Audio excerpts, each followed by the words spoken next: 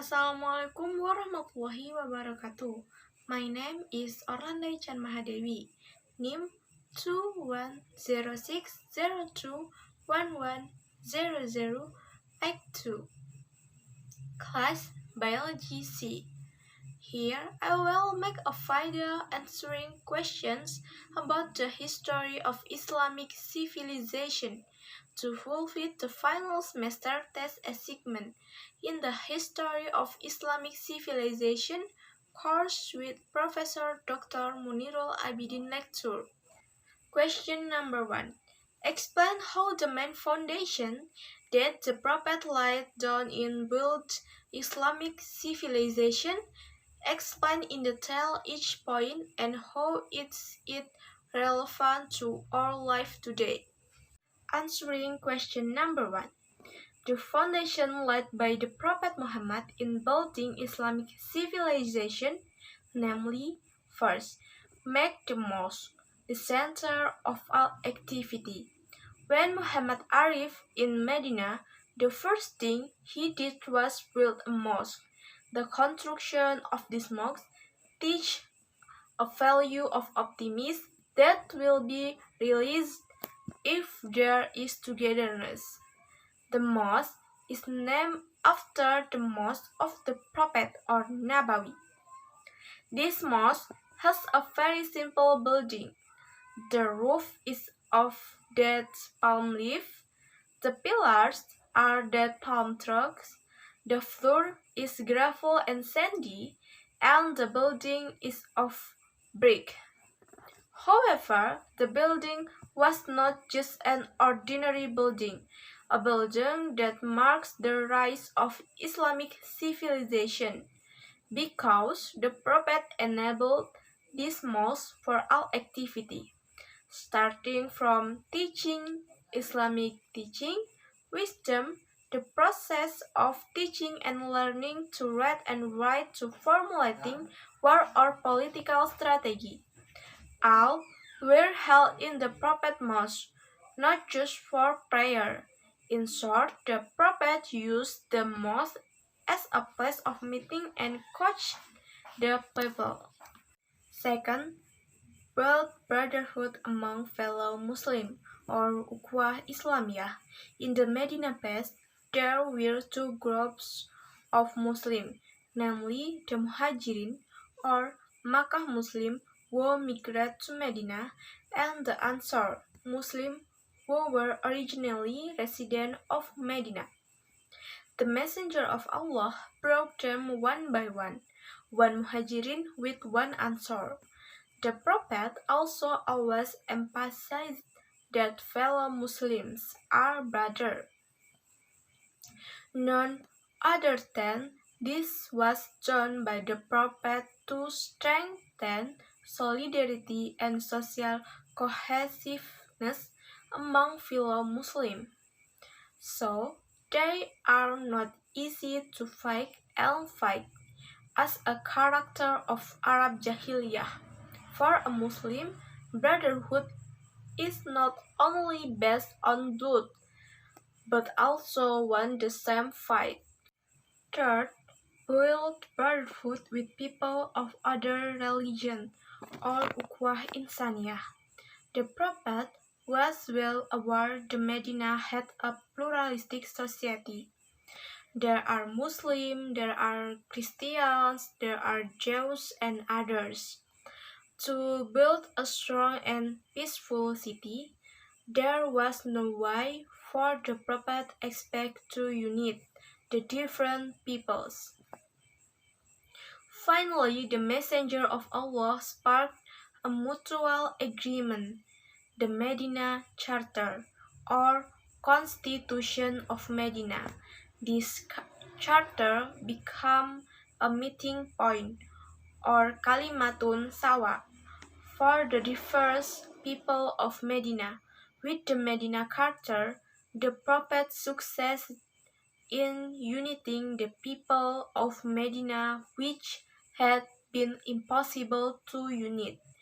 The Medina Charter became the first constitution in building a diverse society based on the values of equality and mutual justice.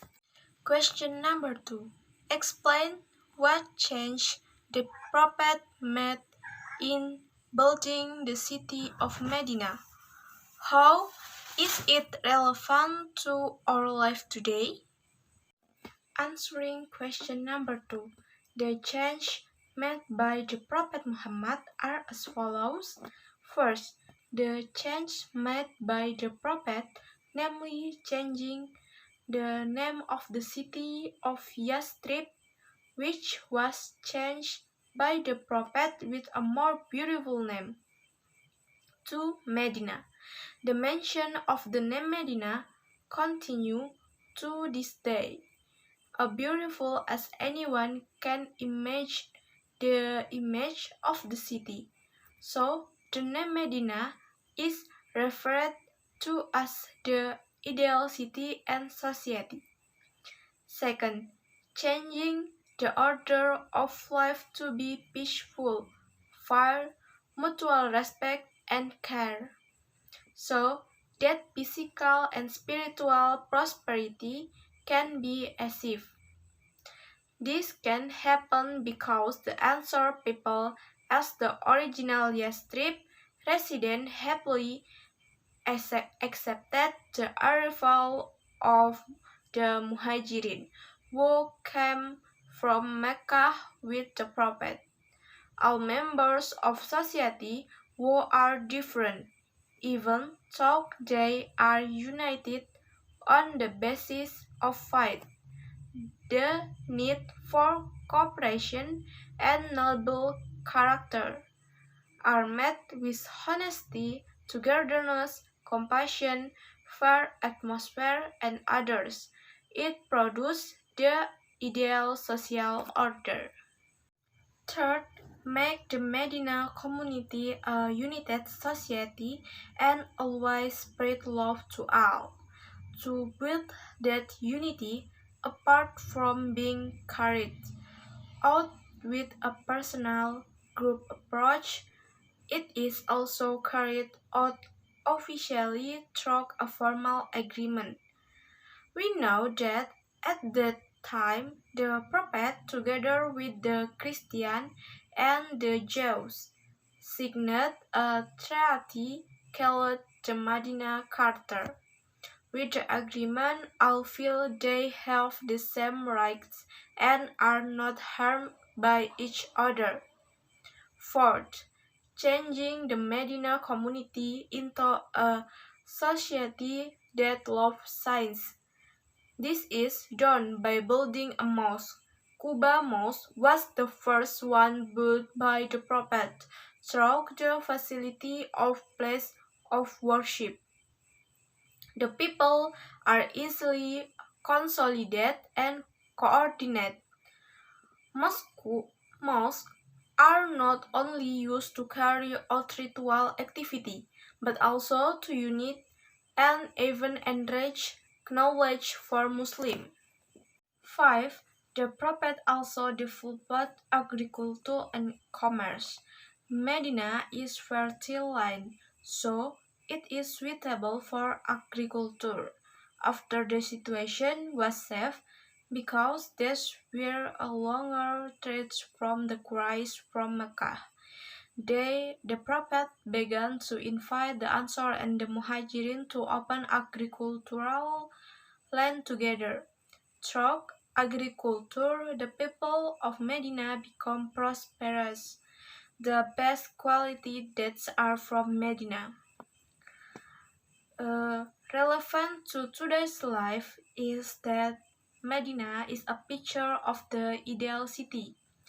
The city of Medina, which was built by the Messenger of Allah with mutual respect and care from each other, has made this city to this day a safe city known as Madinatul Munawwarah, or a city filled with the light of truth. The city of Medina is a benchmark in building a safe and peaceful country. The love for knowledge instilled by the Prophet until now continue to grow among the people of Medina to make it a big city. Furthermore, agriculture and commerce developed by the Prophet to this day continue to grow. Even today, the famous dates of the Prophet are also the most expensive. Question number 3. What is the Medina Charter?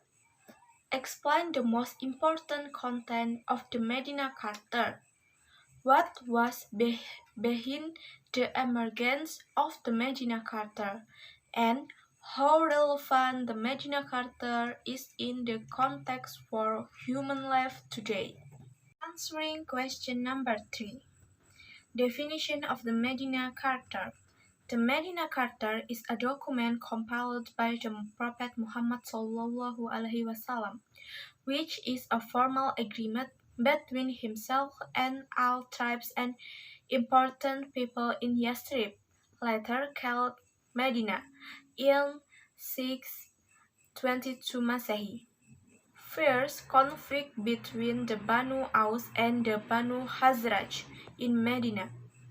For this reason, the document stipulates a number of rights and obligations for Muslims, Jews, and other communities in Medina, thus making them into a unified community, which in Arabic is called the Ummah. The content of the Medina Charter in general. There are 5 important points in the content of the Medina Charter as an agreement between the Muslim and other residents of Medina. Among them are 1. Equality of the people in Medina regardless of religious and racial background. 2. Religious freedom for the people of Medina. 3. Peace, where every citizen is obligated to create national security and oppose the wrongdoers who do damage. 4. Tolerance and pluralism, in order to strengthen the unity of the people of Medina. 5. Every resident pays the jizya and frees the captive. Background of the Medina Charter. Before the Prophet Muhammad moved to Medina, or when the city was still called Yathrib, there were 2 large tribes that fought each other hundreds of years before. The 2 major tribes in Yathrib were the Aus tribe with their Jewish allies, the Banu Qurayza, and the Khazraj tribe with their Jewish allies, the Banu Nadir. It was recorded that for about 120 years the 2 tribes had fought. Thus the 2 tribes were thoroughly at peace, but found no one without them as a result of the fates of the 2 tribal groups in Yathrib. There have been at least 4 major wars, namely the Sumir War, the Kab War, the Hatib War, and the Bu'ats War. Hundreds of victims fell from both sides. Therefore, since 2 years before the Hijrah, or 620 Masehi, the Prophet Muhammad was often contacted by several figures from Yathrib, both the Aus and Khazraj tribes. Although the Prophet Muhammad had many enemies in Mecca, he was still famous for his reputation as Al-Amin, an honest and trustworthy person, and had appealed regarding the laying of the black stone during the restoration of the Kaabah. The tribal leader in Yathrib realized that the socio-political situation in the city was in crisis, so that it needed a judge or arbitrator who was able to resolve disputes between the 2 major tribes. and they call for attention that the Prophet Muhammad SAW is a worthy and capable figure to be the arbitrator to resolve the conflict. At the same time, the struggle of the Prophet Muhammad dakwah in Mecca also reached a dead end. Therefore, Rasulullah SAW invited the Muslim in Mecca, which was still slightly open, to migrate to Yathrib. Of course, with the hope the Islamic dakwah is better welcomed by the residents of the city. Then in 622 Masehi, or the first year of Hijriyah, the Prophet Muhammad SAW made an agreement with various groups cons- consisting of various tribes, races, and religion in Yathrib, known as the Medina Charter. The Medina Charter states that Muslim and non-Muslim of Yathrib or Medina are one nation, and that Jews and Christians, as well as other non-Muslims, will be protected from all forms of blasphemy and harassment. The relevance of this Medina Charter in the context of human life today.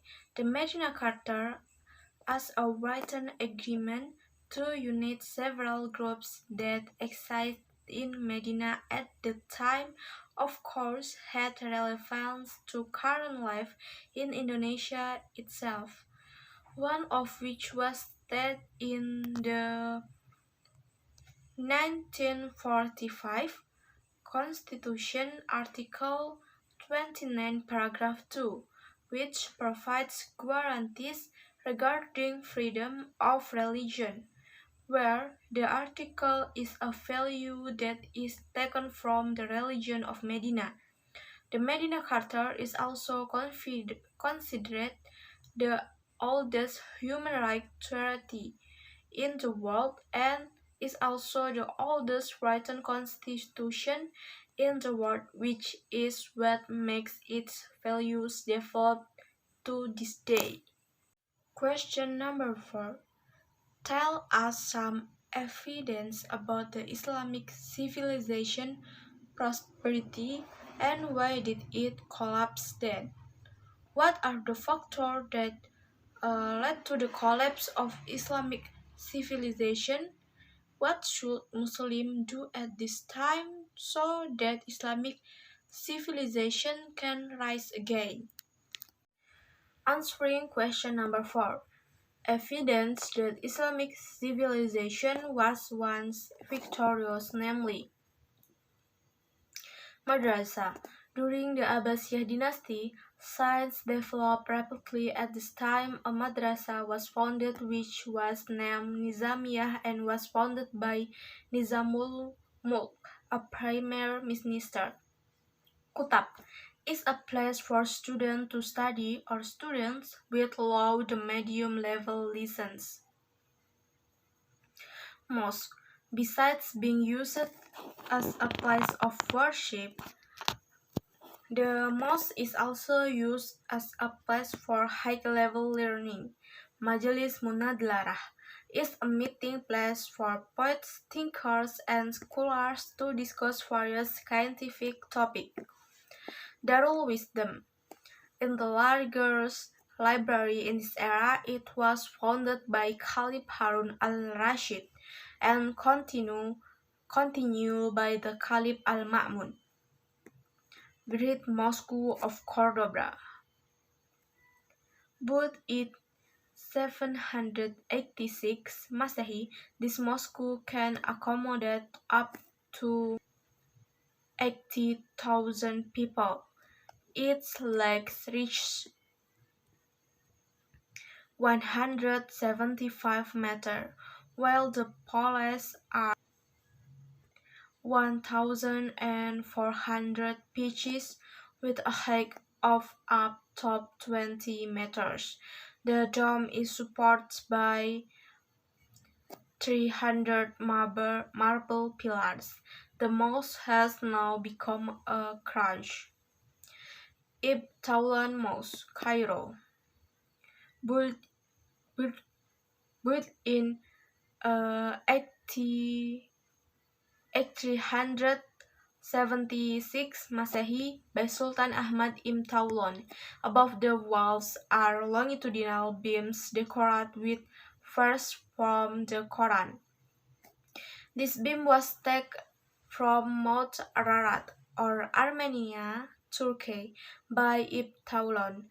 The pillars resemble the Gothic art in the Christian crowns. The decoration is in Arabic. Alhambra place in Cordoba or Spain. Alhambra is a beautiful place. Inside there is a mosque named Al-Mulk, Sultan Mosque. This mosque was founded by Sultan Muhammad II. Taj Mahal is a beautiful build encrusted with pearl quality manikam created by Sultan Sheikh Jehan. 1628 to 1670 50 1657. This place was made as an offering to his wife who died. The Taj Mahal is located in Agra, India. Invention and character. In the history of Islamic civilization for approximately 8 centuries experiencing its heyday, many discoveries have been made by Islamic scientists in the field of science, including the following. Philosophy. The character include Al-Kindi, Al-Farabi, Ibn Bajjah, Ibn Tufail, and Ibn Sina. Ibn Sina, besides being known as a philosopher, he is also known as the father of Islamic medicine. Al-Ghazali, 1415 until 505 Hijriah, or 1058 until 1101 Masehi. Some of these works are Ihya Ulum al-Din, Tahafud al-Falasifah, and Al-Munqiz Minal Dalal. Ibn Rushd, 520 until 595 Hijriah, or 1126 until 1198 Masehi. His compositions are Mabdi'ul Falasifah, Kashful Afilah, and Al-Hawi in the field or medicine, Jabir bin Hayyan, Humain bin Ishaq, Tabib bin Qura, and Ar-Razi. Two figures in mathematics, among others, are Umar al-Faruqan, architect of the construction of the city of Baghdad, and Al-Khwarizmi, or author of the book Al-Jabar, who also discovered the number 0. Meanwhile, number 1 until 9 come from India, which was developed by Islam. Therefore, the number 1 until 9 are so called Arabic numerals. However, after the discovery of the Latin, his name was called with Latin numeral. Astronomy. Astrology figure of Islamic scientific in this field are Al-Fazari, Al-Battani, Abu Wafaq, and Al-Fargoni. In this field of carving, Muslims are quite famous for their art on ink battle, chessboard, umbrellas, flower fighting, bird and trees. The characters include Al-Badr, Al-Tarif around the years 900 961 until 976 Masehi. The art of carving was developed not only on wood but also on metal, gold, silver, marble, currency, and porcelain. Causes and factors for the collapse of Islamic civilization. Cause of the collapse of Islamic civilization according to Arslan. Some of the reasons for the decline of Islam are ignorance, lack of knowledge, laziness, weak spirit of sacrifice, and loss of work ethic dynamism, self-confidence, and courage. In addition, he also had two other reasons, namely ultramodernism and conservatism. Factor for the collapse of Islamic civilization. 1. The absence of a unifying ideology. At the time, non-Arab ethnic groups often damaged peace because they were wrong in giving and using them terms to Muslim converts. 2. Economic problems. At the time, science was more aggressively developed than the economic fields, so that at the time there was an economic difficulty which eventually affected by the political and military fields. 3. The transfer of power system is not clear. One of the reasons is because there is a power struggle by the heirs, so that leadership becomes unclear. 4. The existence of the Crusades and attack from Mongolia as external factor. The Crusades occurred around 1096 to 1270, and the Mongolian attack in the 1220 until 1300 were also one of the causes of the decline of Islamic civilization. 5. Ecological factor in Islamic countries that and to be arid. This caused the country's population to not only focus on one area. 6. International Islamic trade experienced a decline. When international Islamic trade was not going well, Western powers began to emerge, so that the majority of trading posts in Islamic countries are controlled by Western countries. How to rebuild Islamic civilization? 1. Build and establish knowledge. With knowledge, the manners of a Muslim can also be maintained. He is getting to know who he is and know his right and obligation, so that it is able to rebuild Islamic civilization. 2. Build deep faith. For believers, anything is certainly not enough if it is not accompanied by faith in Allah. Studying Islamic law in detail and even memorizing the existing argument will only be in vain if it is not based on a foundation of faith or guidance. 3. Build a strong ukhuwah.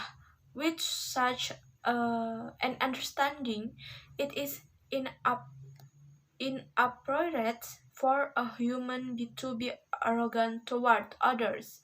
All are weak and helpless before Allah. Everything can only be strong when trying themselves in a knot of brotherhood wrapped in faith in Allah.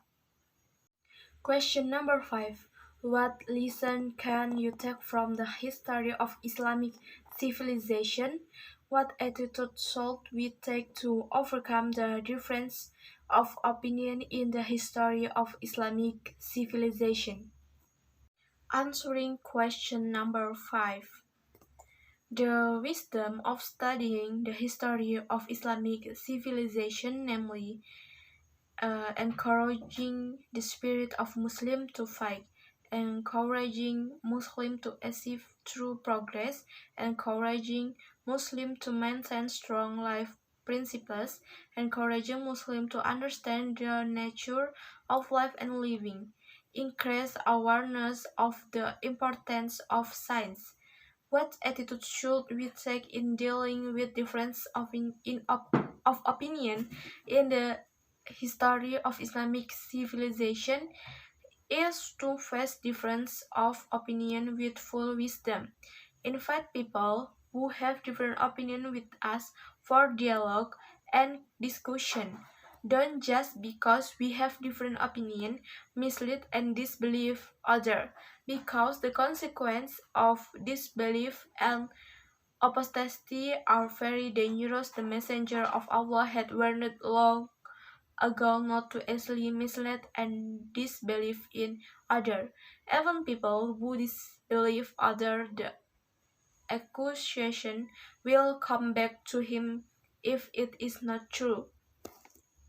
Thus the answer I can convey. Apologies if there is an error. Thank you. Wassalamualaikum warahmatullahi wabarakatuh.